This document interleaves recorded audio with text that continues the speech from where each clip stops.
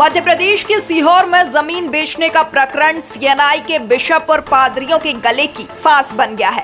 कभी उनके बिशप किसी चैनल पर आकर सफाई दे रहे हैं तो कभी ईसाई समुदाय के लोगों को कार्रवाई की धमकी देते हैं। ऐसे में कुछ पादरी तो अपने चर्च के लोगों को धमकियां तक देते नजर आ रहे हैं। और बता दें, ऐसा ही एक मामला सीएनआई की छत्तीसगढ़ डायोसीस के विश्रामपुर चर्च में देखने में आया है। यहाँ सीएनआई के सेंट इमैनुअल चर्च के पादरी अनीश महिस ने चर्च की एक सदस्य अमिता मार्टिन पर केवल इसलिए हमला कर दिया क्योंकि उन्होंने चर्च के एक व्हाट्सएप ग्रुप में केवल यह लिख दिया था कि छत्तीसगढ़ के इस चर्च में व्याप्त भ्रष्टाचार पर कब कार्रवाई होगी। इसी बात से पादरी अनीश और उनका परिवार आग बबूला हो गया और उन्होंने रविवार को चर्च सर्विस में पहुंची अमिता मार्टिन को, जो कि अपनी खुद की मिनिस्ट्री भी चलाती हैं, से अभद्रता शुरू कर दी। बात बिगड़ी तो हाथापाई तक पहुंच गई और चर्च लड़ाई का अखाड़ा बन गया। अमिता मार्टिन का आरोप है कि पादरी अनीश और उनके परिवार ने मिलकर अमिता मार्टिन को पीट दिया। उसमें बार बार आप उसमें क्यों टाइप कर रहे हो, ये बताओ।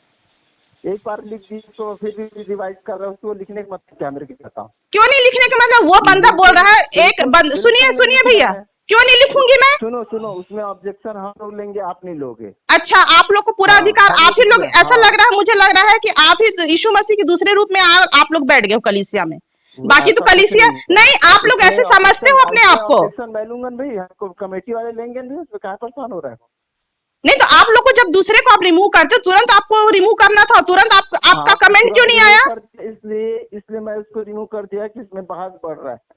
नहीं तो आप मुझे सुनिए, आप मुझे रिमूव किए, लेकिन जिसने भेजा आपने उसको रिमूव नहीं किया, वो तो लेफ्ट हुई मेरे बोलने पर।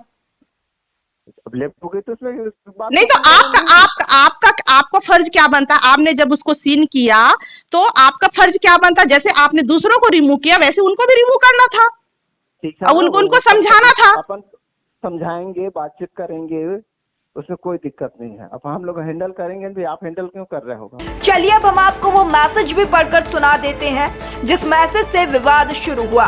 इसमें छत्तीसगढ़ के एक समाज सेवी नितिन लॉरेंस को संबोधित कर लिखा है कि छत्तीसगढ़ डायोसीस के चर्च के लिए भी कुछ करो नितिन। यहाँ के चर्च में भी भ्रष्टाचार बढ़ रहा है। सभी कालीसियाओं में पास्टरों और पास्टर कमेटियों की मनमानी चल रही है।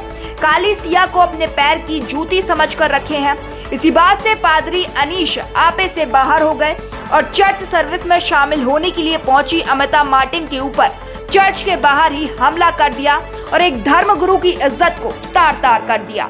आपको बता दें कि जब से सीएनआई जबलपुर डायोसीस के बिशप पीसी सिंह भ्रष्टाचार के मामले में जेल गए हैं, तब से ईसाई समुदाय के धर्मगुरुओं द्वारा चर्च में किए जा रहे भ्रष्टाचार का लोग लगातार विरोध कर रहे हैं। ऐसे में भोपाल डायोसीस के बिशप मनोज चरण और प्रॉपर्टी मैनेजर एडवर्ड मगन जी ने एक पावर ऑफ अटॉर्नी अनुपम चतुर्वेदी नाम के व्यक्ति को दे दी है, जिसने कुछ दिनों पहले सीहोर चर्च की खाली प्रॉपर्टी पर जेसीबी और गुंडों के साथ लेकर कब्जा कर लिया था। लेकिन सीहोर के ईसाई समुदाय के लोगों ने अनुपम चतुर्वेदी की मंशा को पूरा होने नहीं दिया है। बता दें, महिलाओं ने जमकर विरोध किया था और कब्जा करने के लिए लगाई गई टीन शेड को उखाड़कर फेंक दिया था। तभी से भोपाल डायोसीस के बिशप मनोज चरण और प्रॉपर्टी मैनेजर मगन जी इंदौर के तमाम निजी चैनलों पर सफाई देते हुए नजर आ रहे हैं।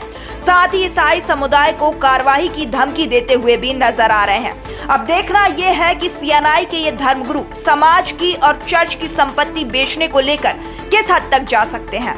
अमिता मार्टिन पर हमला इस बात का सबूत है कि सीएनआई की ये धर्मगुरु किसी गुंडे माफिया से कम नहीं है और ये जमीन को बेचने की खबर से इतना बौखला गए हैं कि महिलाओं पर भी हमला करने से बाज नहीं आ रहे हैं।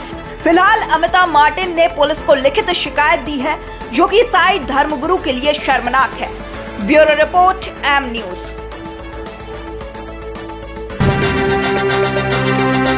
एम न्यूज, साथ सच का।